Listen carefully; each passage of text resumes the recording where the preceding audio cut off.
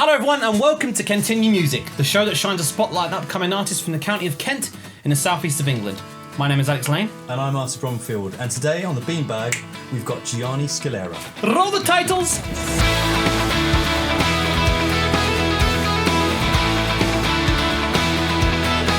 Episode 2. Woo! Gianni Scalera's here. Clap on! Woo! Thank you. Welcome to Kentinue Music, Gianni. Thank you for taking your time out to sit on the beanbags with us two. Yeah. It's for most people it'd probably be a prison sentence to sit with us, but thank you so much for doing it. Gianni, let's just go straight in. I said to Arthur, I said to you before we started, you are one of the first names. When we're thinking of this show and putting this show up and we're thinking about people to come on, you're one of the first names I'm thinking about bringing on. Your work ethic is bonkers. I don't know if you feel the same way, but when you go on Facebook or Twitter or whatever, and then you see there's another gig poster from Gianni on there. He's always see something online that you're doing. It's really impressive, and that's why we thought, you know what, we need to get you on the show. Thank you. It means a lot. Thank you, guys. That's a pleasure. Let's talk about your name. Yes. Gianni Scalera. Yeah. Where does this name originate from?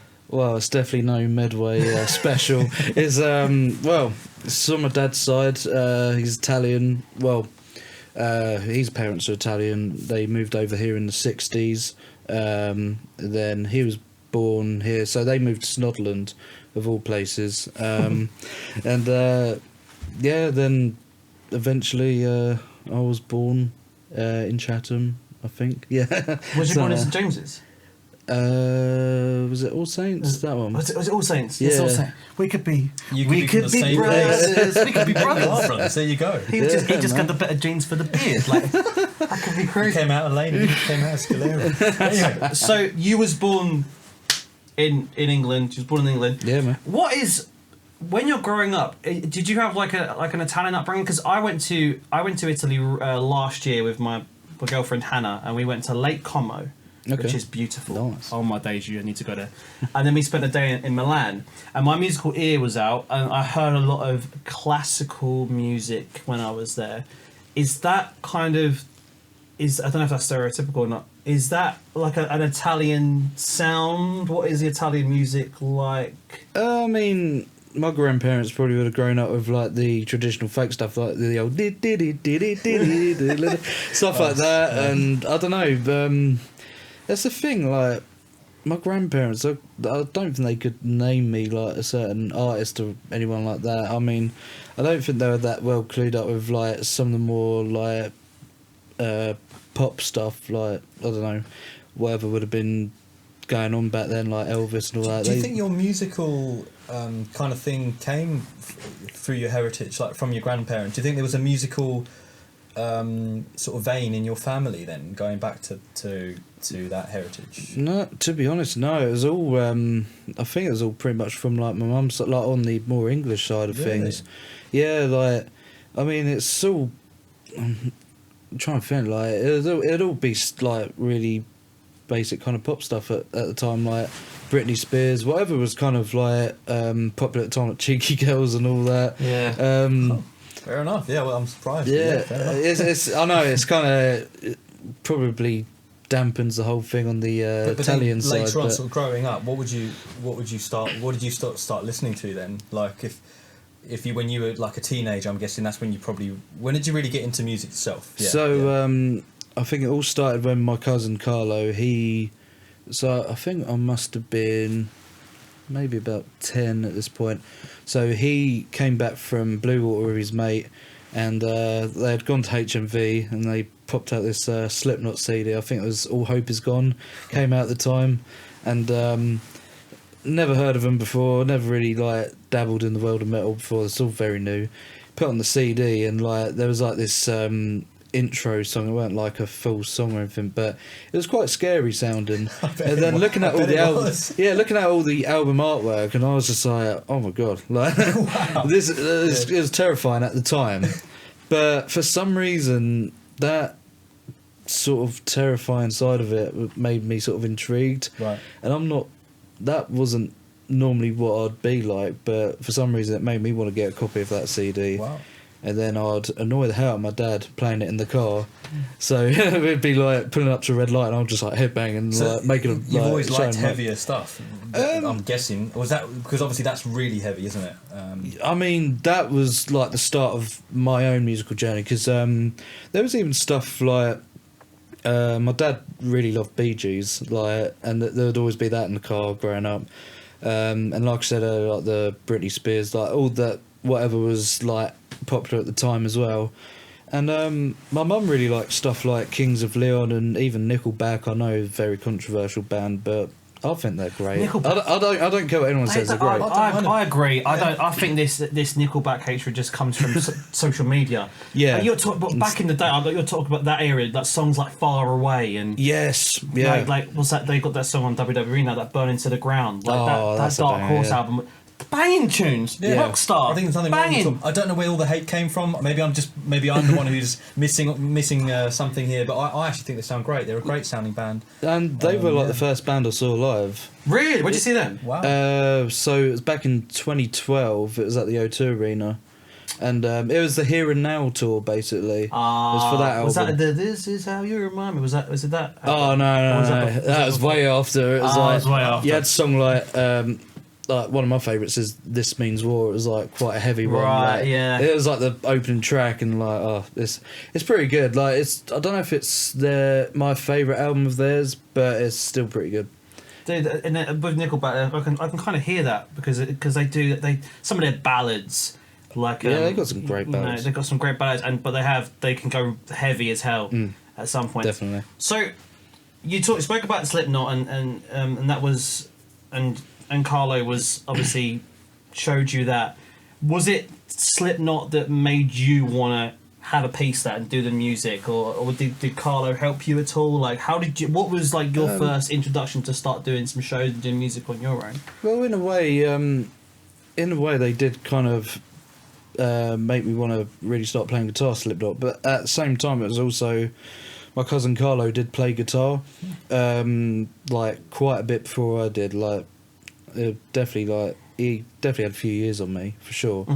He was really good, and he doesn't really play now, which is kind of sad because he was really good. And but I guess I sort of like carried on that guitar playing thing, and I think I basically started learning when I was 11, so I was just going into secondary school. My uncle sort of knew a couple chords as well. He wasn't like much of a guitar player, so I learnt a bit of stuff from there. So when I did get lessons from a proper teacher, like the basic chord like stage of it was quite easy to learn. And I had my lessons at what was Sharon Music at the time, now Strum and Bass. And shout out to Barry Kitchen for teaching me. Oh wow! Yeah, he's a good guy, and like he taught me well. And I mean, at one point, obviously, like I quit the lessons because it was just the money thing, and I think I got to a point where it was just easier to pick up things from what I knew, so I could go on YouTube and sort of understand what they were doing. And there's that kind of thing as well. But Barry definitely did a great job at teaching me like what I knew up to then. And then you kind of took it on your own. So when did you start? Did you start a band shortly after that, or were you not in a band for a while? How did the band thing get started? So it was basically the same year I started playing guitar. Like I knew a few chords, and I was not that great. I weren't great enough to be in a band, but I was like, I'm going to do it anyway. And like you guys know Core, Brow Ovals. Yeah. So Love that guy. So he was like a couple of years older. He was like, I think he was probably in his last year at school, but I was in a band with him. And a friend of mine, Josh Ebley, he played drums at the time. I think he literally was sort of learning in that year sort of thing. I was just like, oh, we need a drummer. And then I was just like, because my uncle happened to know like some drum stuff, and like I was teaching Josh like the stuff that I'd learnt from my uncle, that like the really basic beats and that. And then I don't know, it was crazy. Like I remember, I think it was a Metallica song. Well, it wasn't a Metallica song. It was like their cover of a Misfits song. We was trying to like do their version of that, and it was just like we was all trying to figure out the drum parts and that. More than anything, because I think the guitar parts were kind of easy enough to pick up. But yeah, it was just like definitely shouldn't have been in a band at that point, but I just wanted to be in a band. That was the start of your band journey. Yeah. So what was the first kind of band that you'd think, or gigging band that you actually performed in front of an audience at like a venue or concert or pub? What was the first band that you would you join another band, or was that still your own sort of band? So that only lasted till like the end of the academic year, so it never went any further than school. I think it was like when I got to year 9, I think I'd like met people like Stephen Buckingham and Callum Bunce. Those are people that I've met, and we had formed a band called Twisted Havoc at the time. The name is awful, I know. I don't mind it. I think it's alright. Pretty cool. It was a weird one. I think I don't know what kind of sound we was going for. Looking back on it, I think it was like kind of thrash, but then like because we was influenced by like local legends as Spider Bite, we sort of tried to dabble into the 80s glam thing. But I think we got a bit too carried away with it. I think it was trying to sort of focus on the image a bit too much at one point, and then that fizzled out. And then I was in a few bands here and there. Like there was a band called Dragon Throne. Was in that band with Stephen Buckingham, and that was like a power metal band. Abyss, which had members of Spider Bite, or a member of Spider Bite, and Hold Your Fire, and it was kind of a mix of people after a while, and that was good fun as well. Do you know what? I remember these bands because, and I remember when we put on a few shows with you, Alex, we had a few of these bands play. Was there another one called Arcade Fire? Was that another one? Yes, Yeah, Arcade Fire. I remember this. And wasn't Theo in one of those bands? A guy called Theo, tall chap. There was a band I remember him being in, and that was Reptile Shadow, which was basically kind of an amalgamation of. It kind of came out of Twisted Havoc, and it was like remaining people with like some new members. Didn't everyone eventually be in all of those bands? All of these people that you've mentioned were all kind of in most of those bands, kind of. Yeah, it all like there was all these different. So you'd have Spider Bite, and then you'd have like, I guess like side projects that had some of those members in smaller. Like, yeah. So this is part of the whole thing that you were involved in as well then at the time. Yeah. So it's basically the metal scene, which seemed a lot. It seemed to have like taken over most of the Medway scene at the time. It definitely did. It was very congested. There was a lot of bands there. Was this between like 2010, 12-ish? Yeah, like there was a lot of bands, and it was dominant. It was mainly heavy bands, heavy rock and metal, wasn't it? The Garden of England was like it was very intense. It was great. Oh man, those are like the glory days in a way. But now it definitely feels like it's all divided up into different kinds of scenes, which is still good. But it kind of I do feel like there's that loss of like the unity going on there. But I mean, it all comes together like at some points within like certain gigs, especially like Kimbo Fest. Like everyone's there, right? Yeah, that's the thing. From country to death metal to man, like funk, jazz stuff. That's it. Like I think that's sort of the rare occasion where everything comes together within like Medway and Kent scene. But talking about Kimbo Fest, have you played many Kimbo Fests over the years? Over the years, yeah. So I think the first time I would have played it was when I was in a band called Troubled Heritage, which really proud of that band, like starting that, because that was in college, so I would have been 16 maybe. So I met the bass player of Troubled Heritage when we were 16, so 2014 did level 2 music performance at Mid-Kent College, and it wasn't until level 3 we had started Troubled Heritage, because like we had Reese Blackmore, great drummer, and there's a guy called Ollie Parks that we had on guitar eventually, because we was a 3-piece at first, then we got Ollie. And I think we was together about a year or so, and we did great things, especially through the college, like the World Skills competition, where especially in the music category we was competing against other colleges in the country and all that, and we was the first band to get a gold medal for our college. Wow. And the last as well. Was this at Mid-Kent College? That's crazy.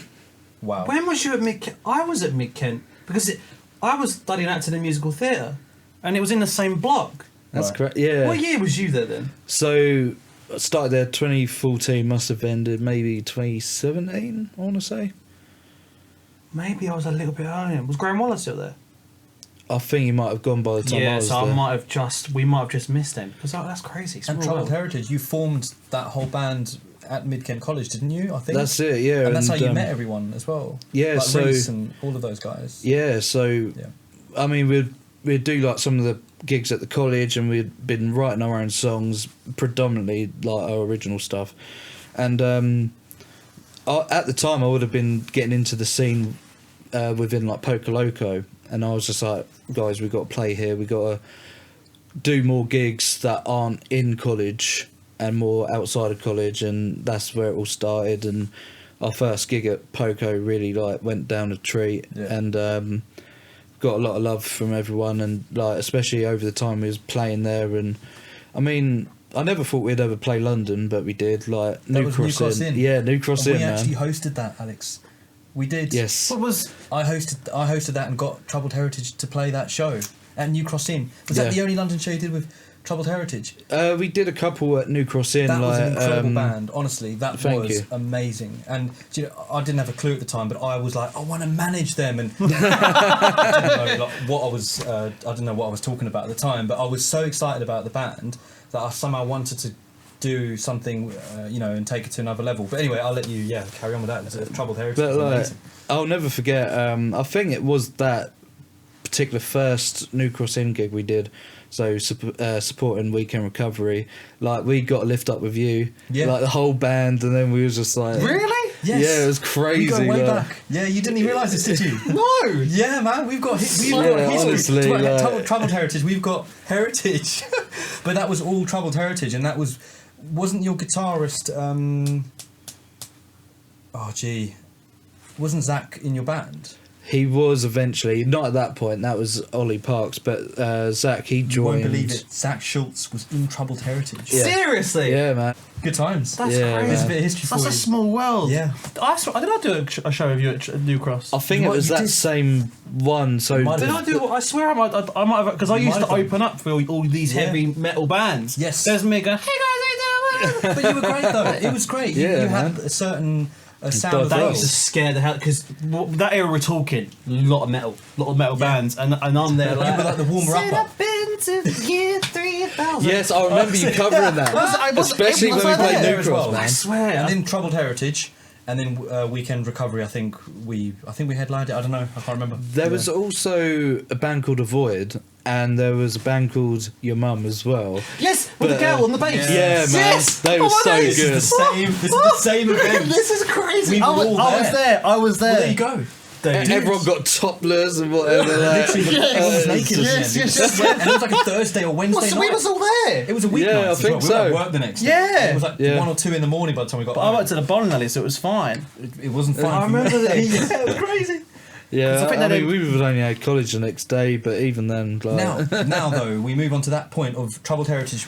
Obviously, what happened? It finished. So we was coming to the end of our year at college, and then obviously everyone would have been looking for their unis to go to afterwards, and pretty much half the band were going to uni. Then the other half, being me and Liam, our bass player, we decided to stay down here and just look for like just In going to Medway. work. Yeah. Fair. Ollie and Reese would have gone up to BIM Brighton and studied music there, and but even then, like, we had Zach for a bit just before everyone went to uni, Zach Schultz that is, and I think it just all fizzled out eventually. Yeah. But it happens, I guess. It just happens. most of us, doesn't it? And after that, unless you're going to ask this question, what was the next chapter? What was the next bit that happened after that? Because you ended up in Crybaby Special for a while, didn't you? Yeah. So the story of Crybaby Special was quite an These band names interesting are great, by one. the way. Yeah. Can I just say? Yeah, like, man. So I mean, They were really well known. yeah, actually. like Yeah. I knew of them even when I was in Troubled Heritage. We played a couple of gigs with them and stuff like that. But I remember Ben Wilson, drummer, and I know you know him very well. Yeah. We're very good friends. Yeah, man. So he put a post up on Facebook saying, "Oh, is there any bass players out there looking to do whatever?" He didn't really say Crybaby Special, but I sort of jokingly put on there, "Yeah, I slap at the bass like that." But I had no idea what he was wanting to do, and then he messaged me. He was just like, "Oh, regarding that post I put on Facebook that he commented on, I was just like, basically, bassist of Crybaby Special left. We're looking for a new bass player." And I was like, "Oh, wow!" Like, it was just like, that's quite a big deal, like in the like local scene. And I was just like, "Yeah, great! Like, I'll be up for that." And I was like, "The only problem is, I think I did have a bass that I bought off my cousin, but then but I think I ended up selling it not too long after. So I'm just like going in there like bass player without any equipment, totally unprepared. But I'll just do it. I'll do it. But I pulled a few strings. I got to borrow a bass off a friend of mine for a while, and eventually got a bass amp for myself, and that ended up being upgraded, whatever. And yeah, we played a load of gigs. I think I was in Crybaby Special for like a year or so. Yeah. First gig we done was sometime in 2018. It was a Kimbo Fest one, funnily enough, at Prince of Wales, and yeah, like that gig was awesome. Like it was like a really good reception, like a good way to welcome me into the band, and there was all that stuff with us going to France as well. Oh yeah, you did a couple of shows out there, didn't you? Just for a short couple of nights or something. Yeah, I mean, it didn't quite go to plan because I think we got into like an accident over there, like car accident, and we had to cancel the shows, unfortunately. Yeah, I don't remember that happening, but yeah, it's I think at the time we did keep it quiet, but you know, it's just I think where there was all the excitement of it, and like I don't know whether we tried not to let anyone down or whatever, but you did a few good shows in London though. I think you did some really good venues and stuff in London, I heard. Or honestly, they were like some of my favourite gigs, like Camden Underworld. We were lucky enough to play there. Yeah. The Dome in Tufnell Park, we supported a band called the Rumjacks, and that was the biggest venue I've ever played. Like I don't know what I think it was, I want to say 500 to 800. I can't remember for sure. But I mean, big audience. But I googled it a little while ago, and I can't remember how. But it was massive. Like it was like a mini. To me, it felt like a mini Wembley, and and like even the crowd felt like a bit of a Wembley crowd. But yeah, it was definitely a highlight for sure. But yeah, eventually. So Crybaby, what happened after that wrapped up then, and that kind of frizzled out, didn't it? And then you kind of moved on with Sunning, or did you what happened after that? So I think Crybaby Special went in a different musical direction, and I think I just weren't happy with the way it was going. So I thought I'd best move on now and do something else. So you've just got so much experience in bands, and you've obviously done a hell of a lot of shows, and it's awesome. And I didn't realise, but we all done the same gig, and I already knew you. But I properly met you. This would have been, it would have been before, dare I say it, COVID. It was like February, March 2020. I go to the Mulehole Micro Pub. They do their first ever open mic night.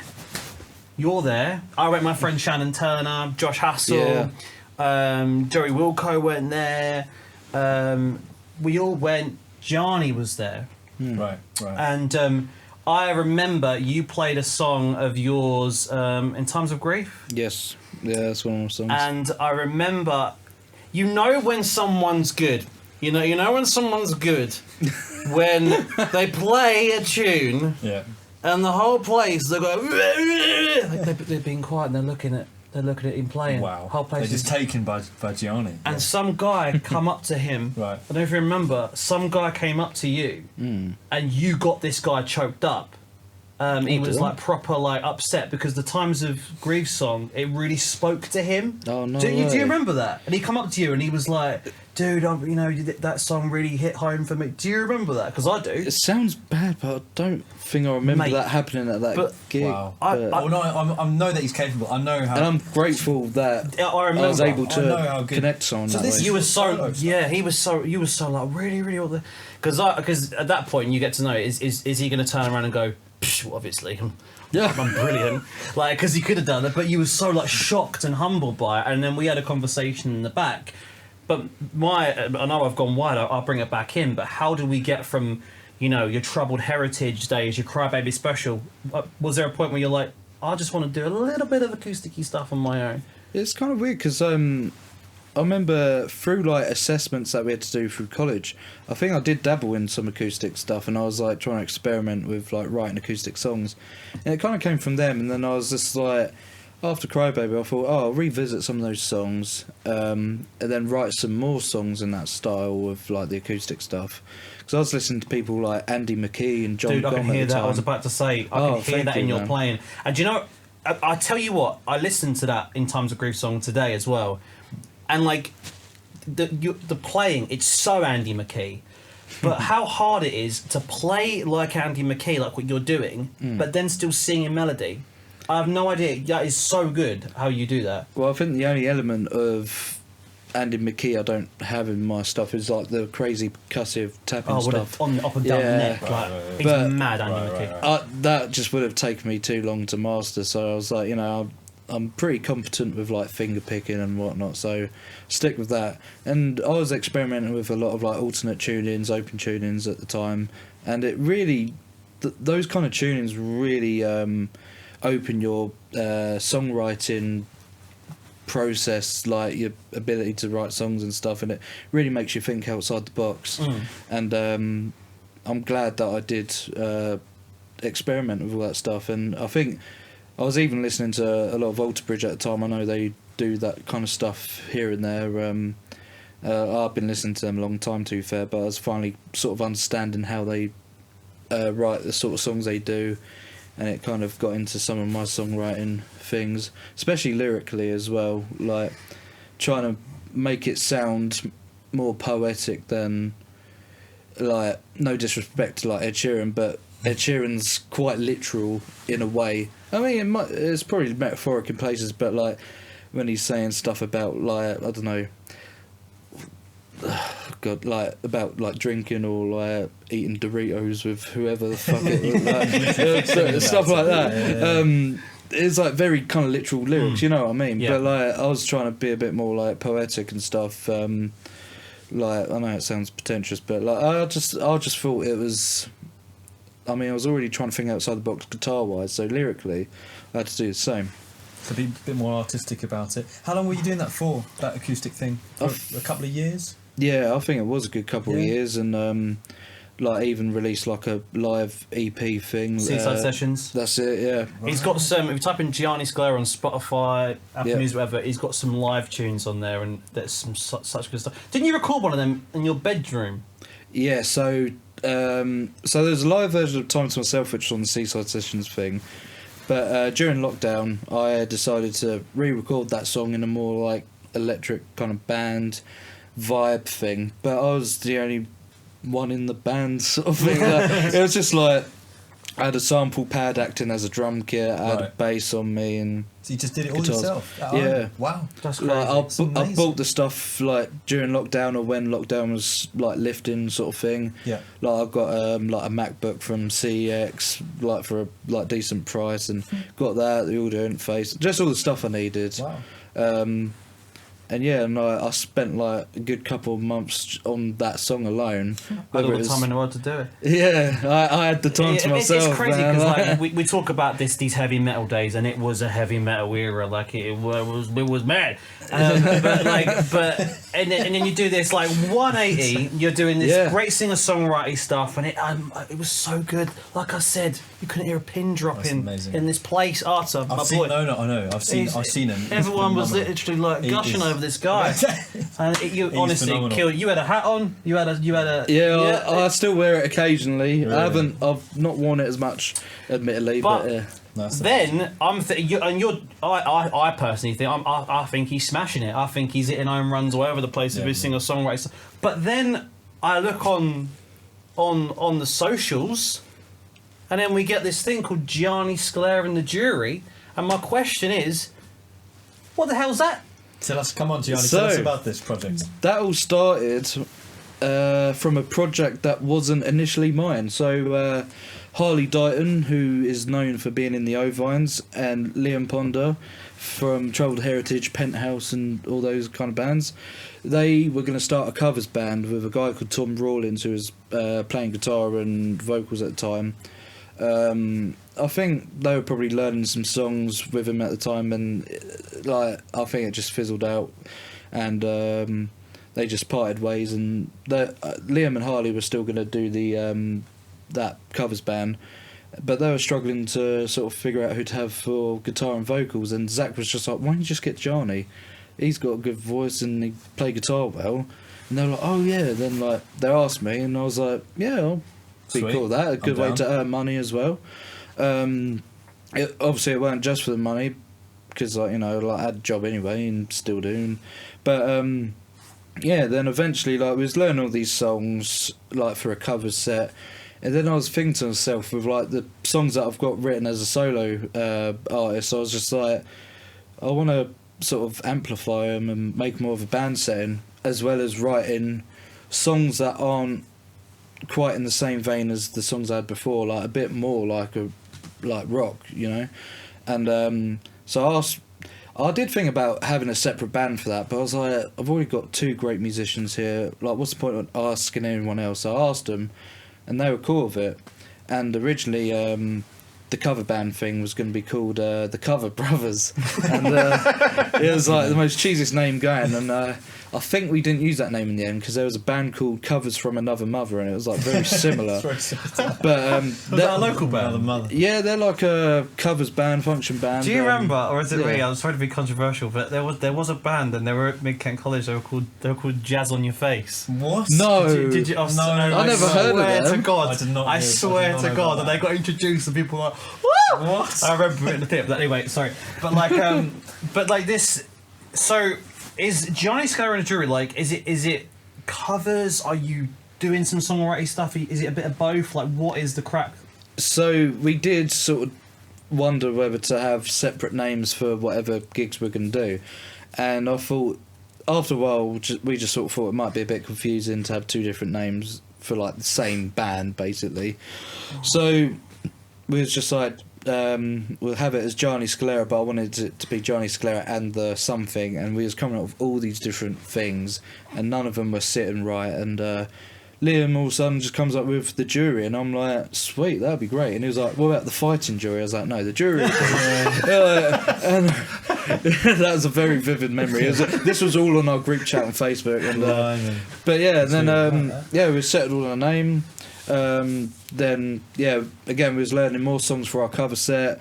I was introducing them to the songs that I had before. There was only 2 or 3 songs from my solo stuff that we had introduced, and then we started also doing a couple Troubled Heritage songs which we still do, and then as well as writing new stuff as a band, a song called Too Real, a very sort of Black Stone Cherry-esque kind of riffage going on. It's one of our favourites as well, especially as the first song writing together. And it was just hitting the circuit really, doing the cover stuff, and then we was familiar with, because we had all played in venues that did original music, so we were getting in touch with them, as many of them that would take us on as possible. And we did our first gig at the Billabong. That was an originals gig, because that was for Kimbo Fest, and it was originally just going to be me for the set, and I was like, no, we'll get the band in, and we didn't have very long to learn the set, but I think we did all right considering, and the rest is You've got history. some live sessions you've done as well, which I think Magpie, isn't it? Yeah. Magpie Studios? Yeah, That's Magpie it, man. We're gonna share some of those, aren't we? You've done Aha Take on Me, and then I think you've done The Darkness. Yeah, I believe that's it, And man. some notes in that. I mean, I'm squeaking. I can't really get that. He's doing a mate. It's because he's my brother. We was born together. But no, we'll clip those. But you're smashing it. And like I said at the very tippy top of this interview, it's just you're crazy. Funny story, real quick. So my girlfriend Hannah, she's Polish, and so her parents come to England for the first time. So they fly into Stansted Airport, and then we go to Cambridge that day, and one day they wanted to see like a kind of old town sort of situation. So we go to Rochester, and I thought, well, that's the best place to go, Rochester. Right. And I think there was some festival on or something, and I thought, well, it would be good, they can get to see all the jazz that Rochester High Street has to offer. Yeah. And I'm walking through the high street, and I can hear this this proper band, and I was walking past the city wall. I was like, what is that? And I looked round the back at the side of the city wall, and I swear to you, I'm not lying. Right. It's Gianni. And he's on the guitar in the beer garden doing a madness. And I just done a charity gig like the week before. Right. Done a charity gig at the Avenue in Sittingbourne, and you played some singer-songwritery stuff. Yeah. So my girlfriend Hannah knew yours. I went, it's Gianni! It's Gianni! And she was like, what is going on? What's Gianni? Who's Gianni? And then you're there doing your thing. But I couldn't go over. I took a picture of you and I sent it to you, I think. I took a picture of you. Right then, and I was like, what's it? Just so I can see that I've seen him. The thing with Gianni is, it's like he's the sort of person who's just everywhere. He's either doing an acoustic in the chilled place, or he's like full on really heavy with the full band. It was just crap. But you were somewhere, in you. He was doing a madness. Yeah. But I couldn't go over and say hi because I felt rude, because obviously it's their first time in England, and I had to be tour guide, didn't I? And but like it was just so funny. That just sums up that you're very active, so aren't you, much Gianni? stuff. Yeah. We try our best. It's just crazy work ethic. Crazy work ethic. What is the future for the band? Because I just see you so happy at the minute, man, doing this band stuff. It's amazing. amazing. Even like walking down the high street and you're like, wah! And then like, but it's just so cool. Like you do your solo stuff. I mean, you've done that charity gig. Gosh, you was happy doing that, but you just seem like you've leveled up musically, and you're so happy. You're going for it right now with this band. Like obviously you're thinking of the future. So what is the future for Gianni Scalera and the Jury? I mean, I definitely want to go places with this band. Like I think with every band I've been in, I've wanted it to get to like a really good level where we're like playing like great venues and tours and whatnot. But plans that are coming up around the end of July, we're going into the studio and we are going to record a full-length album. No idea what it's going to be called, no idea about the album cover. Like we're not even in the studio yet, but the songs that we've been playing live, like the original stuff that we've been playing live, it's going to go on this album. 10 songs. That's as much as we know about it. Magpie Studios, we're going there, and we can't wait. Exclusive. Yeah. Is it going to be a live album? Because you love your lives, or is this going to be like a proper studio? It's a proper studio album. I think we'll probably find ways of making it feel like like a good old analog kind of album. Like we'll try and do some things where it just feels like got the energy of a live show, but in a studio, obviously vibe. If you know what I mean. Yeah, no, exciting. Yeah. It's also like I said, like I've been, I've really enjoyed like reminiscing about all these metal days, and it's so funny that we done that show together, and we just all collected. But I've really got to know you, like I said, sort of before COVID when I saw you at Open Mic Night, and you're just so good at your solo stuff, and like you're so multi-talented. You could do a singer-songwriter Andy McKee doing his, and then all of a sudden he's like, I believe in a dick. You're so versatile. You're such a nice dude, and honestly, like I wish you all the best with the album. I just think you're so good. You're so happy at the minute musically. I think like everything you've learned in your Trouble Terrorist days, your Crybaby Special days, all of your your early Carlo days, and it's all like combined. It's all combined, and band. the Jury is like this thing. Yeah, man. But honestly, man, I've really enjoyed this episode. I think it's great. So what we're going to do, we're going to take a little break, and when we come back, Gianni, he's not going to go, he's not going, he's going to tell us, show us a musical item of his that means the most to him. So stay tuned, we'll see you in a few. See you soon, guys. See you in a bit. Our sponsor for this episode is the Buskin Barber. The Buskin Barber offers conveniently mobile barbershop experience in the Medway towns. No more fighting through the traffic, no more searching for somewhere to park, no more waiting in a long line of walk-ins. Simply book your appointment online and we'll meet you right outside your chosen address. The luxury setup will keep you warm in the winter with our built-in heaters and cool in the summer with fresh air flowing through the open doors. We currently have 2 vans on the road ensuring that securing an appointment is efficient as possible. And coming soon in 2023, that's this year, woo! The Buskin Barber headquarters at Box City. Whilst our mobile barbers continue to operate, we'll be setting up shop for the commercial businesses on the Medway City estate. Keep your eyes peeled for opening hours, services and promotional events to all be confirmed very, very soon. You can find the Buskin Barber on Facebook, Instagram, TikTok. Follow them. It's what they've done in these vans is crazy, and you can book an appointment with them at buskinbarber.co.uk. Boom, there you go. Let's there do it is. That's it. Back to Gianni.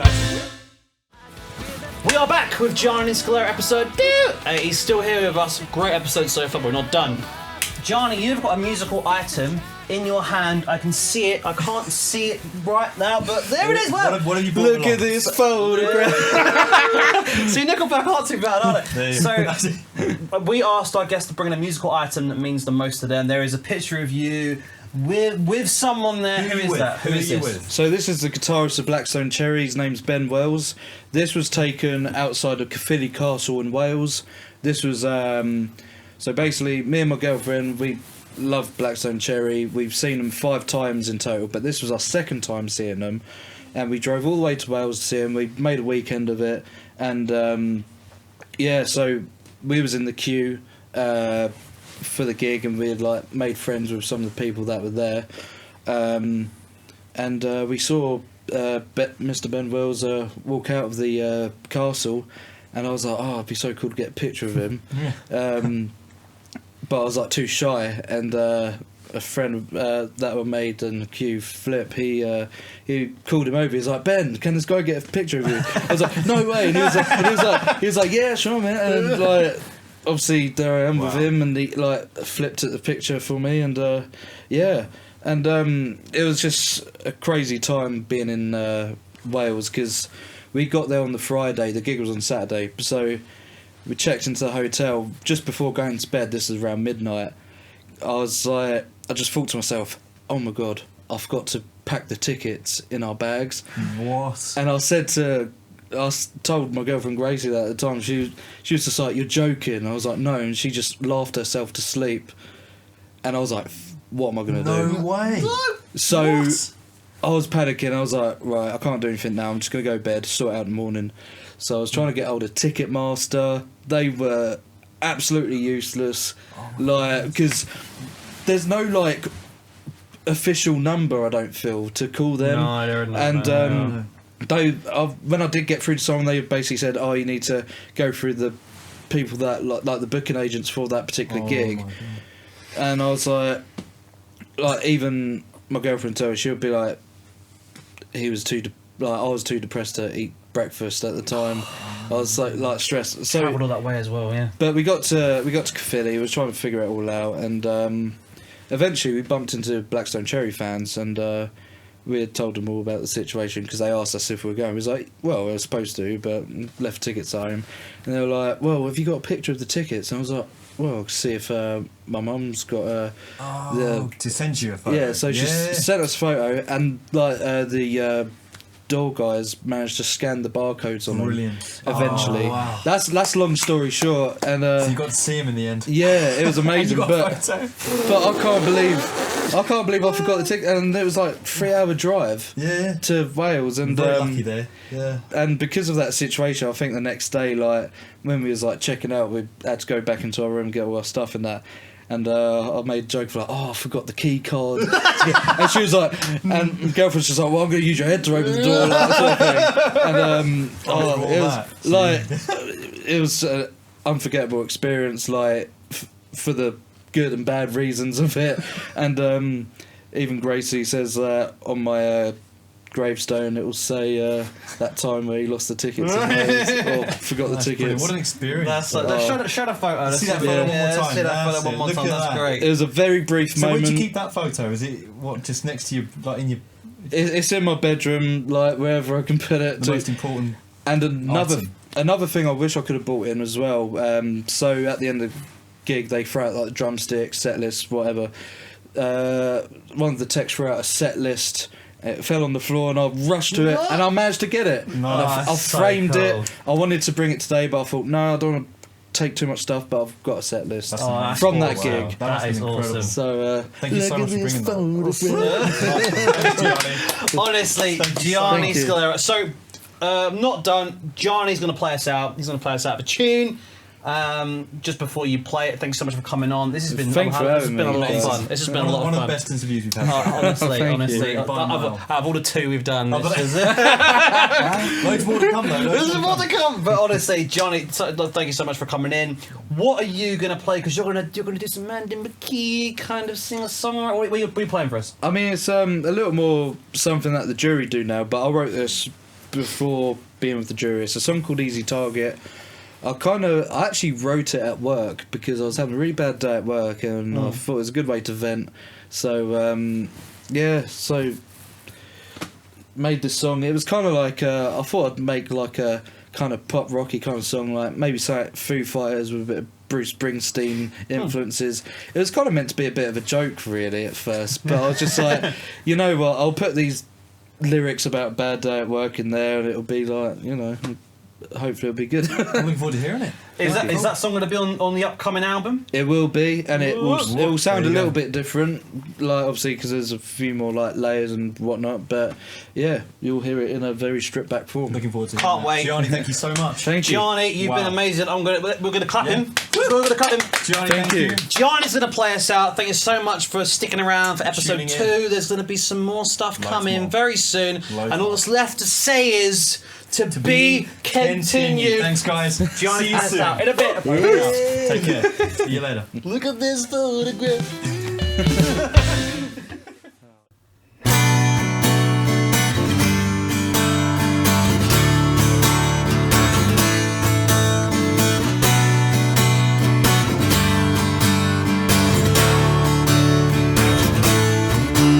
Remember when someone told me that we're just numbers in the system?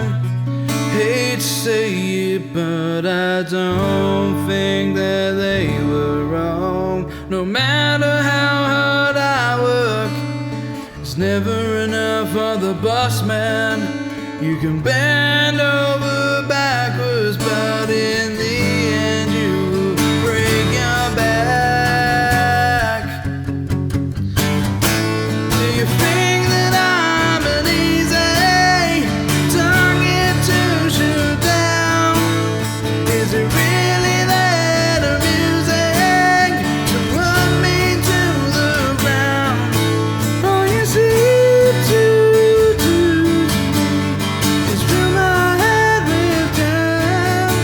Do you think that I'm an easy target to shoot down, down, down, down? Whoa, yeah.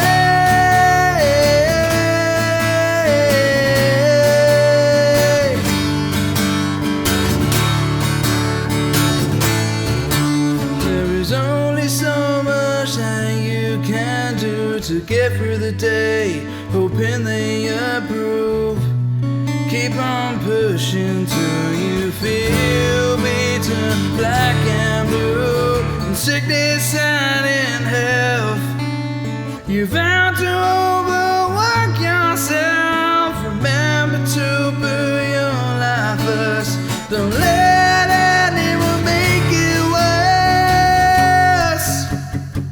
Do you think that I'm an easy target to shoot down? Is it really that amusing to run me to the ground? Oh, you seem to